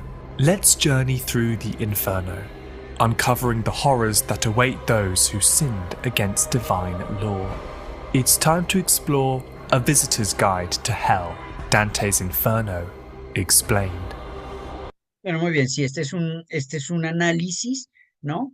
Que tiene un pie puesto en la teología medieval de la obra de Dante Alighieri, del siglo XIII y siglo XIV, ojo. Pero a nosotros nos interesa especialmente por la simbología del lugar de castigo, el infierno como lugar de castigo, y las concepciones de justicia que estaban allí. Esta es una selección de imágenes.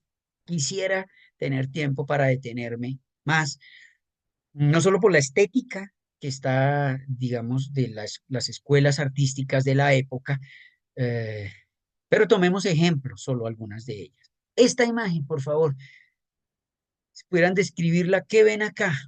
¿Qué hay allí? ¿Cómo podemos interpretar?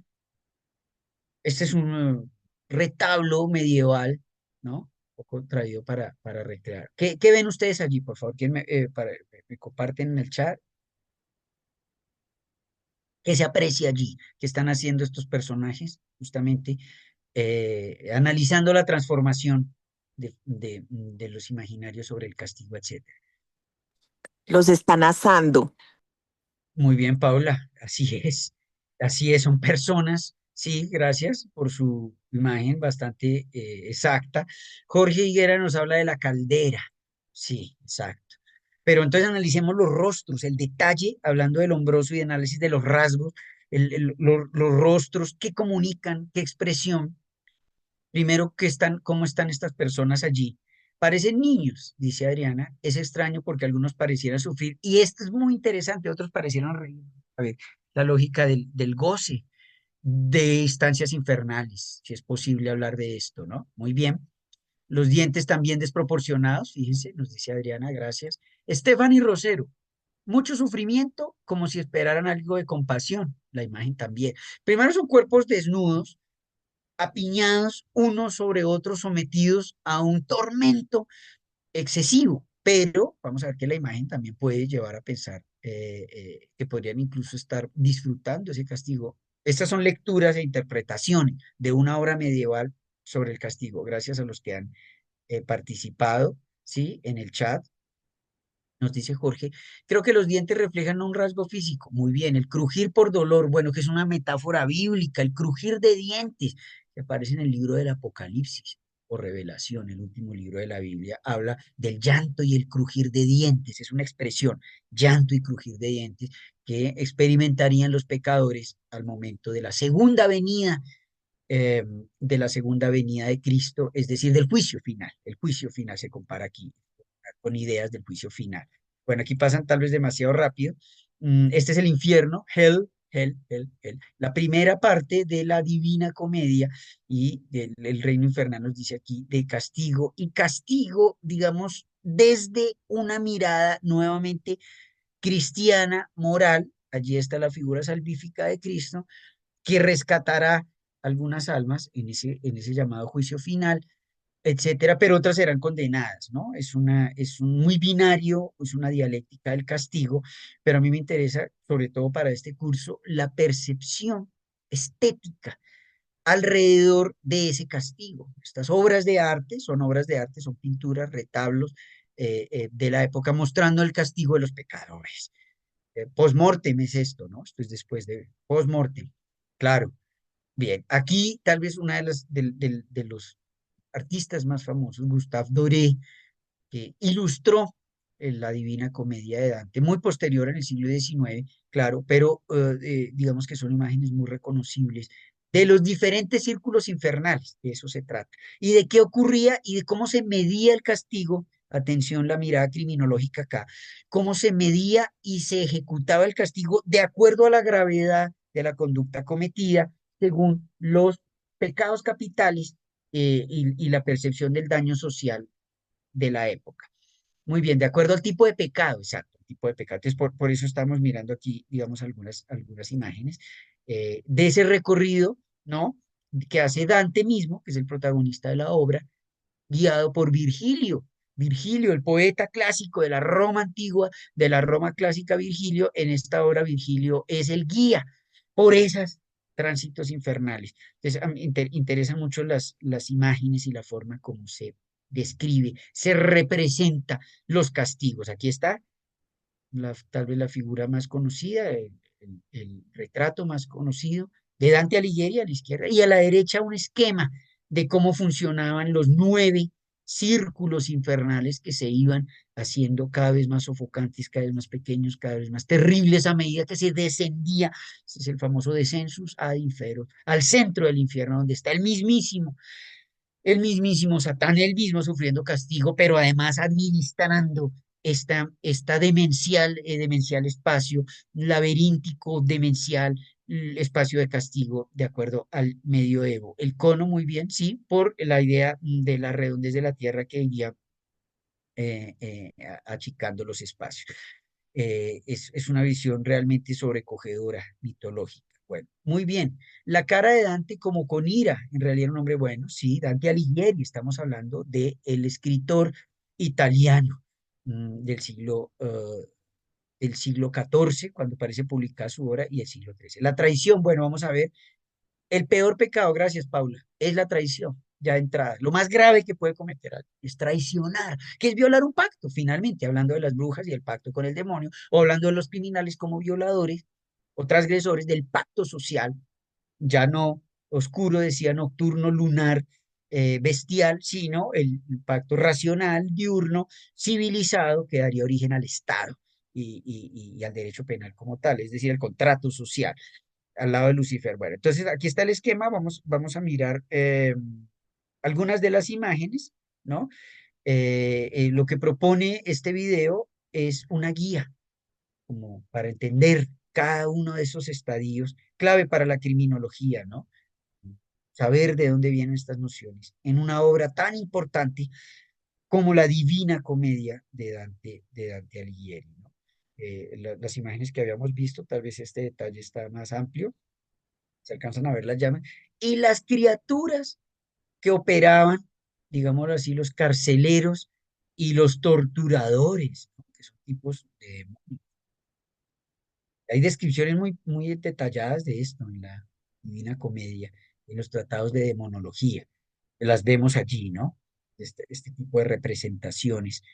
eh, Cuerpos devorados, todo tipo de tortura. Había casi que una especie de morbosidad, de curiosidad morbosa por mostrar, por hacer visible, por exhibir este tormento, tanto para generar que las personas evitaran el pecado por lo grave que les iba a ocurrir, pero podemos decir hoy en día claramente había una pulsión psicoanalítica asociada al sadismo, al masoquismo y al disfrute, dice el psicoanálisis claramente. Eso ojalá lo podamos ver la siguiente sesión. Disfrute de todas las personas con el sufrimiento de los demás. Disfrute inconsciente, inconsciente. A nivel racional no. A nivel racional en principio no, pero sí a nivel inconsciente, mecanismos inconscientes de goce, de disfrute, con el dolor ajeno, con la desgracia ajena, con la muerte y la tortura. Estas son imágenes de artistas de la época, etcétera, ¿no? Entonces, vamos a avanzar con esta guía hasta donde alcancemos de este mundo infernal. Many cultures and religions feature some sort of place where souls go to be punished. But none are more vivid than in Christianity. While God is supposedly all-loving, even he has his limits. Once condemned, there is no escape, no forgiveness. But simply knowing that wicked souls are in hell isn't enough. Morbid curiosity demands to know exactly what fate awaits them. Enter Dante Alighieri, a medieval Italian poet who in 1321 wrote an epic journey through hell and documented the fate of its unfortunate inhabitants. Inferno is actually the first part of a much larger work called The Divine Comedy. It consists of 3 books: Inferno, which is hell, Purgatorio, which is purgatory, and Paradiso, which is heaven, each offering a glimpse into the afterlife as understood by medieval Christians. Fortunately for us, this is a visitor's guide, and so I'll be using this map based on the Inferno to help us along our way. Better to be safe than sorry.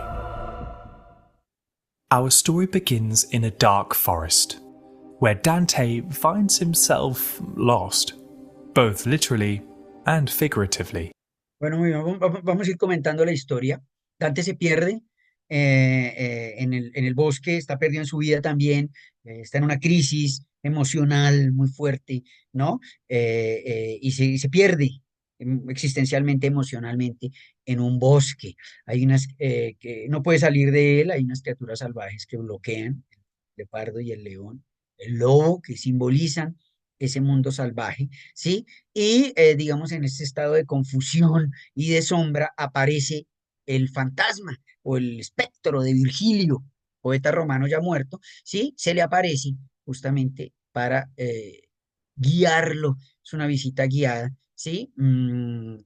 Por los círculos infernales, para que él vea de primera mano, ¿sí?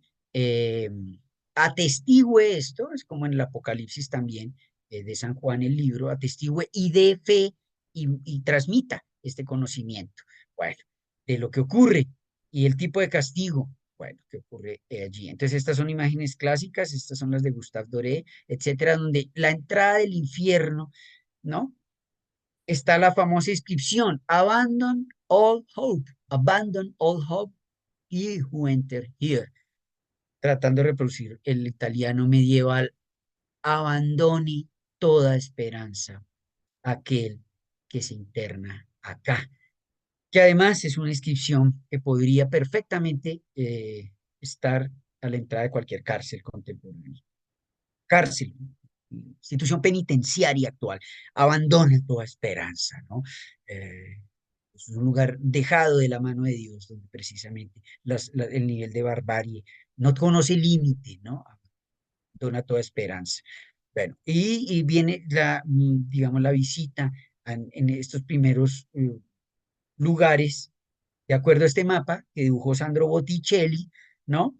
Que, como les decía, se va estrechando y donde se van a encontrar una serie ahí están, la descripción vamos a explicar rápidamente, ¿no? Perdón, trato de correr acá, el limbo, donde están no pecadores, pero sí, en el limbo está aquellos que no abrazaron y murieron sin abrazar el cristianismo porque no existía. Entonces Virgilio está allí confinado, no porque haya sido un mal hombre, no, sino porque vivió en un momento histórico, digamos, de la Roma pagana, donde el cristianismo pues, no lo practicó. Limbo, limbo. Entonces, no es un castigo físico, pero están privados de la gracia divina, están allí como en una situación intermedia, eso es un limbo. Y los pecados, lujuria, ustedes saben, primero de ellos, glotonería, glotonería se dice, ¿me recuerdan el nombre exacto? Gula, claro, Gula. gula. Avaricia, ira, herejía, en el sexto círculo, violencia, violencia sobre todo, eh, fraude y treachery, como ustedes lo dijeron ahora, que es traición. Esos son los 7 y vamos descendiendo en este mundo. Entre más grave el pecado, va aumentando, así es un crescendo, van aumentando. El carácter horrible, el limbo, aquí está el primero que rápidamente ya lo comentamos, ¿sí? Y vemos las imágenes, ¿no? Es un paisaje que incluso puede parecer muy apacible y tranquilo en una eterna crepúsculo, ¿sí? Pero sin embargo tiene una atmósfera de tristeza. Ahí está, en el limbo, ¿quiénes están? Mire, este cuadro, ahí en el limbo está Platón, Sócrates, los filósofos griegos, que aunque hombres virtuosos, que eran hombres virtuosos, repito, no practicaron el cristianismo, eran paganos, adoraban deidades paganas. Tristemente vivieron antes de la vida de Cristo, por ejemplo. Entonces, están condenados, pero no es una pena mucho más severa, ¿no? El limbo. Diríamos allí, hay varias figuras de la antigüedad, etcétera. Aquí tenemos la lujuria, donde se cuenta una historia además de dos amantes. Es una historia literariamente muy interesante, porque pues ellos sucumbieron a la lujuria, pero están condenados, miren las imágenes, a circular en una danza aérea, desnudos, sufrientes, junto las almas de los infieles, porque sucumbieron a la lujuria, ¿no? En la historia de Francesca y Paolo y Francesca. Ahí están las imágenes medievales, quienes Francesca fue infiel. Entonces, están obligados casi que a, en un vuelo delirante, en un vuelo concéntrico, las almas sufren casi como espíritus condenados a divagar eh, y a pagar eternamente, ¿no? Esto no tiene fin. Sabemos cuál es la medida de ese castigo temporal. La glotonería, gula. Las imágenes son muy medievales también, aquellos que monjes incluso lo vemos allí, ¿no? No pudieron restringir sus apetitos carnales, entonces están eternamente en este mundo lodoso, en lodo, ¿no? Lodo podrido, dice aquí, y bombardeados por una lluvia helada permanentemente, castigados allí.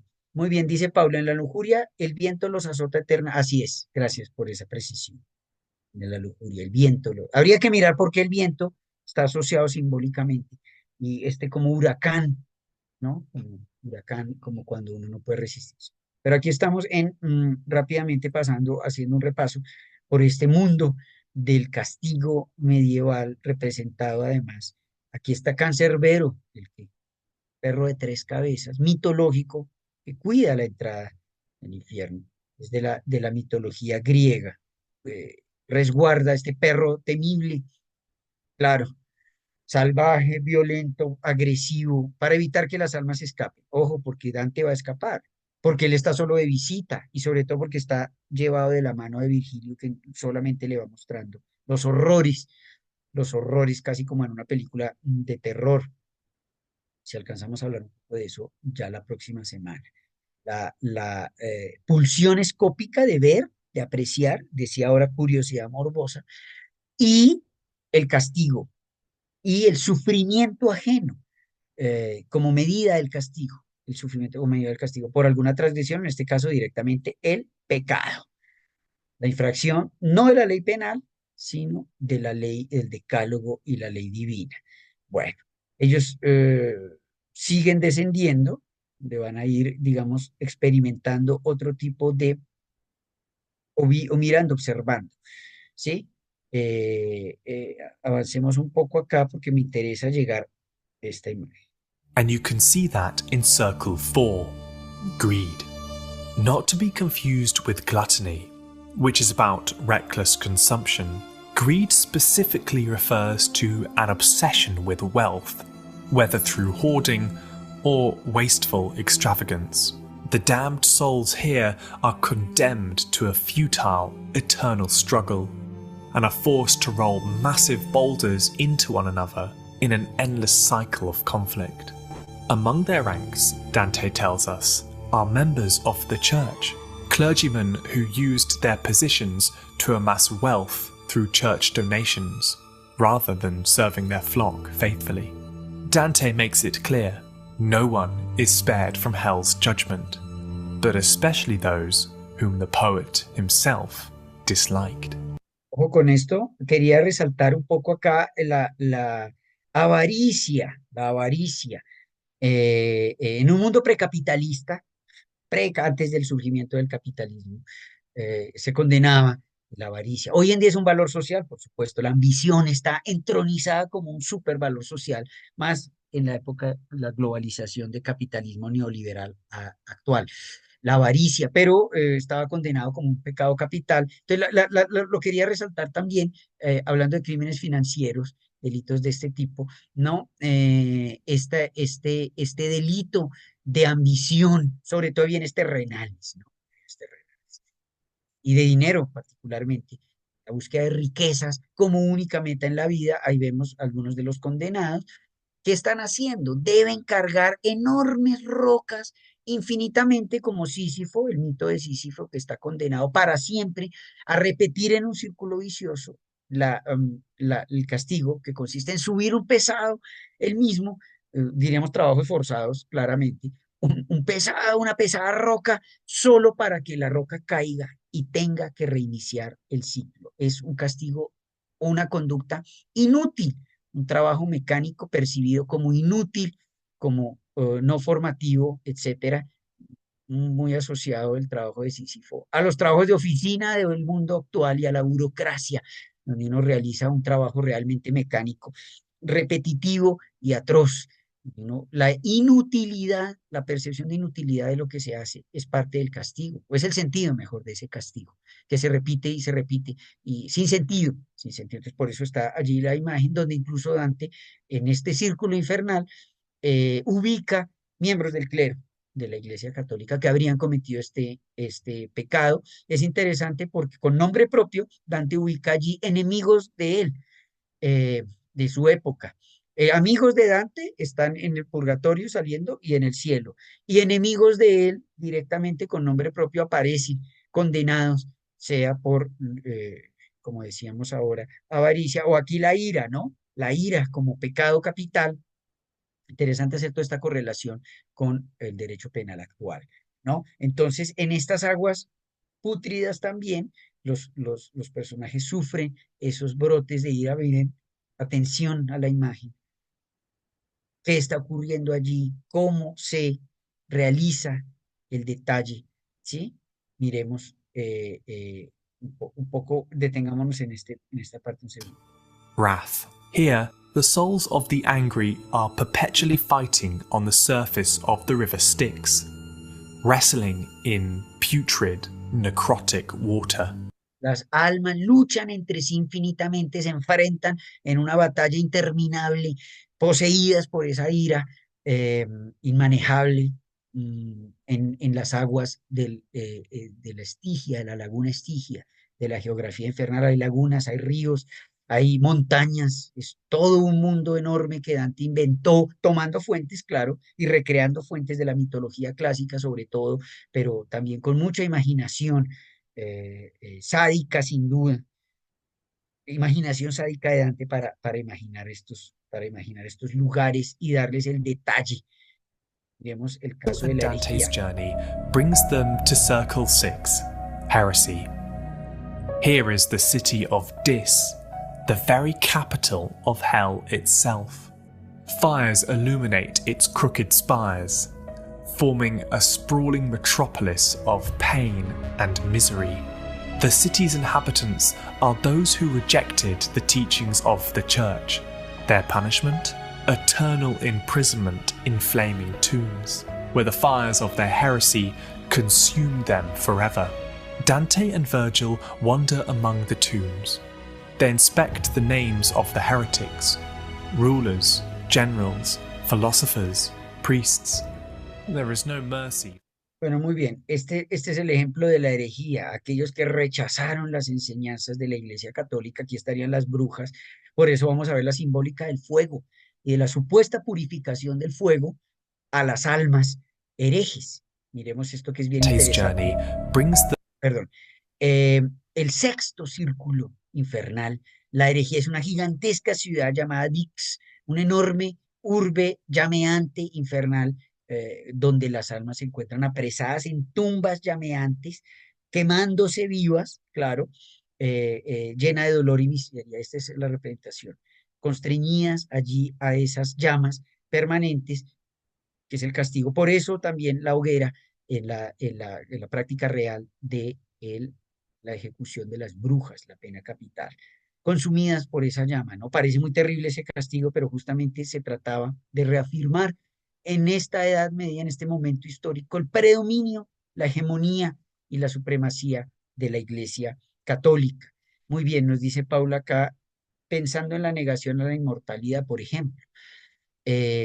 Sí, todo aquello que atentara o fuera en contravía de las enseñanzas de la Iglesia general, del dogma, de los dogmas de la Iglesia Católica. Bueno, no tenemos tiempo. Yo, la verdad, invito a los que tengan interés, sobre todo en el arte, no solo la literatura, porque está la descripción literaria, pero gracias a estos videos, la apreciación pictórica, mire, esto es delirante, estos son hombres convertidos en árboles semivegetales, híbridos, ¿no? De ahí el adjetivo dantesco. Nosotros decimos algo es dantesco, es algo excesivo, exorbitante, que afecta la sensibilidad en extremo dramático, ¿no? Y fantásticas, gracias por la palabra también, lo fantástico. Y sin embargo, a nosotros nos parece fantástico, pero en la época era creído como algo real, como algo que iba a ocurrir, a lo que estaríamos condenados, fraude, etcétera. Sí, exactamente. Los ilustradores de estas imágenes, un poco llevando a imágenes las palabras de esa obra, pues tan trascendental, que fue la Divina Comedia. Voy a tratar de dejarles el link para los que estén interesados. Creo que en estos links de YouTube ustedes pueden activar los subtítulos en español. Aquí está lo acabo de compartir. Vamos a ir cerrando hoy entonces con estas un poco terribles y tenebrosas imágenes del infierno dantesco. Este mismo canal que estamos viendo hace videoensayos, nos va a hacer un análisis del purgatorio y luego del paraíso.